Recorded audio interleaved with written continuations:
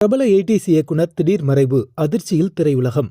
விரலுக்கேத்த வீக்கம், பொங்கலோ பொங்கல், வரவு எட்டனா செலவு பத்தனா, கூடி வாழ்ந்தால் கோடி நன்மை, காலம் மாறிப்போச்சு உள்ளிட்ட பல்வேறு குடும்ப பாங்கான படங்களை டைரக்ட் பண்ணவர் தான் வி. சேகர்.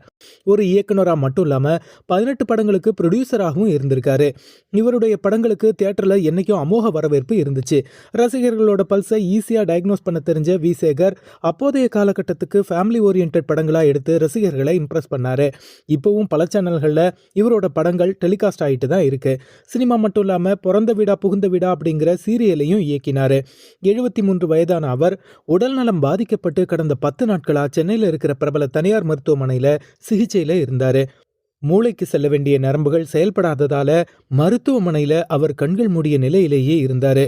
அவருக்கு அறுவை சிகிச்சை செய்ய ஏற்பாடுகள் நடந்த நிலையில சிகிச்சைக்கு முன்கூட்டியே அவருடைய உயிர் மருத்துவமனையிலேயே பிரிஞ்சிருக்கு. ஜனரஞ்சகமான படங்களை இயக்குன வி. சேகருடைய திடீர் மறைவு திரைத்துறையினர் மற்றும் ரசிகர்கள் மத்தியில பெரும் சோகத்தையும் அதிர்ச்சியையும் ஏற்படுத்தியிருக்கு. தந்தையோட மறைவு தொடர்ந்து அவரோட மகன் காரல் மார்க் சேகர் மனசு உடைஞ்சு போய் அழுத வீடியோ இணையத்துல வைரலாகி அனைவரையும் கண்ணீர் சிந்த வச்சிருக்கு.